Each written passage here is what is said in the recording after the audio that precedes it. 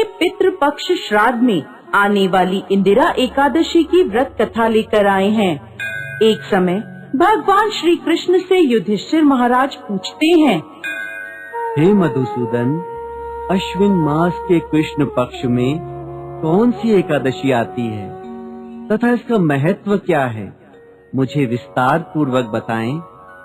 तब भगवान श्री कृष्ण कहने लगे, हे महाराज युधिष्ठिर, अश्विन मास की कृष्ण पक्ष में आने वाली एकादशी का नाम इंदिरा एकादशी है और इस व्रत का पालन करने से मनुष्य अपने पाप कर्मों को नष्ट कर देता है। इसके साथ ही अपने नरक भोग रहे पूर्वजों को पाप मुक्त करके उनका भी उद्धार कर देता है।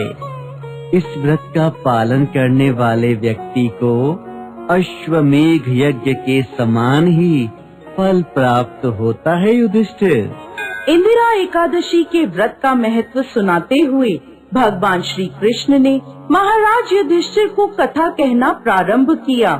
सतयुग के समय में माहिष्मती नगरी में इंद्रसेन नाम का अत्यंत पराक्रमी और यशस्वी राजा राज्य करता था। राजा इंद्रसेन ने अपने समस्त शत्रुओं का संहार कर दिया था। वो भगवान श्री हरि विष्णु के परम भक्त थे। अपना हर कार्य भगवान श्री हरि के नाम के उच्चारण से प्रारंभ करते थे। भगवान विष्णु की कृपा से उनके राज्य में धन धान्य, पुत्र पौत्र और समस्त सुख ऐश्वर्यों से संपन्न था। एक दिन राजा इंद्रसेन अपनी प्रजा के मध्य बैठे भगवत चर्चा कर रहे थे। तभी उन्होंने आकाश मार्ग से भगवान श्री हरि के परम भक्त दिव्यमान नारद मुनि को धरती पर उतरते हुए देखा। राजा ने अपने दोनों हाथ जोड़कर नारद मुनि को प्रणाम किया और उन्हें अपने महल में पधारने का आग्रह किया। महल में राजा इंद्रसेन ने नारद मुनि को उचित आसन प्रदान किया और उनका आदर सत्कार किया। राजा के इस आतिथ्य से प्रसन्न होकर नारद मुनि ने राजा इंद्रसेन से 3 प्रश्न किए। नारायण नारायण।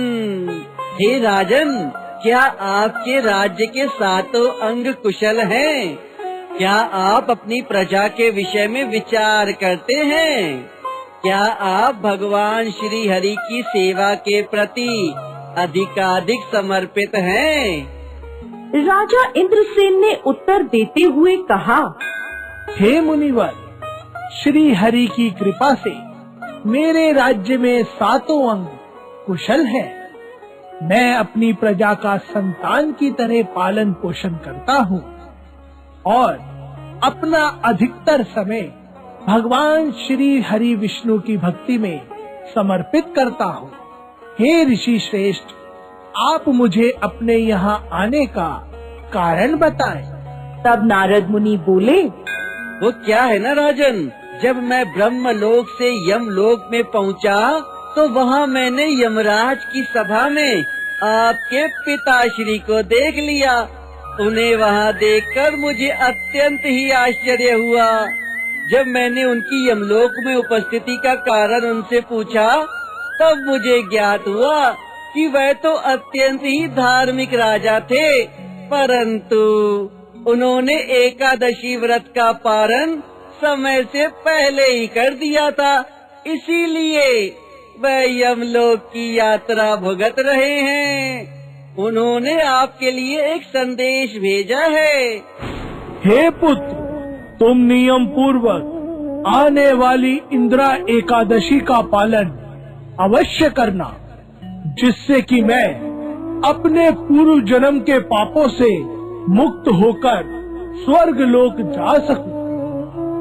नारद मुनि आगे बोले, हे राजन, मैं तो यहाँ आप तक आपके पिताश्री का संदेशा पहुँचाने आया हूँ, जिससे आप एक आदर्श पुत्र बनकर आने वाली इंदिरा एकादशी का व्रत नियम पूर्वक करें और अपने पिताश्री को यमलोक से मुक्ति दिला सकें।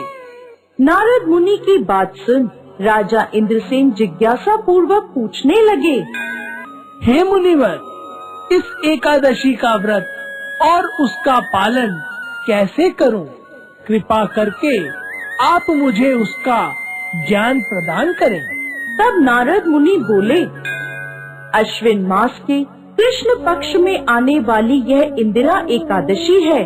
दशमी के दिन भगवान विष्णु की श्रद्धा पूर्वक पूजा अर्चना करें, अपने पूर्वजों को यज्ञ आहुति अर्पित करें। दशमी के दिन एक बार से अधिक अन्न ग्रहण न करें और भूमि पर शयन करें। एकादशी के दिन ब्रह्म मुहूर्त में उठकर भगवान के सामने एकादशी व्रत का संकल्प करें। अपराह्न में भगवान श्री हरि के विग्रह शालिग्राम जी की पूजा करें, भगवान को भोग लगाएं, अपने पूर्वजों को भोग अर्पित करें, फिर उस भोग को सूंघकर उसे गाय को अर्पित करें। इसके पश्चात रात्रि में श्री हरि के भजन कीर्तन करें। फिर द्वादशी के दिन पूरे भक्ति भाव से ब्राह्मणों को भोजन कराएं और पारण के समय स्वयं भी भोजन ग्रहण करें। इस प्रकार इंद्रियों को संयम में रखते हुए एकादशी व्रत का पालन करें। इतना कहकर नारद मुनि वहाँ से अंतर्ध्यान हो गए। राजा इंद्रसेन ने नारद मुनि के बताए अनुसार इंदिरा एकादशी का व्रत का पालन किया। तब आकाश से पुष्प बरसने लगे और राजा ने स्वयं आकाश मार्ग से अपने पिता को स्वर्ग की ओर प्रस्थान करते हुए देखा। कथा समाप्त करते हुए भगवान श्री कृष्ण बोले, हे युधिष्ठिर, इस प्रकार इंदिरा एकादशी के व्रत का पालन कर राजा इंद्रसेन ने स्वयं भी वैकुंठ लोक को प्राप्त किया था। जय श्री कृष्ण।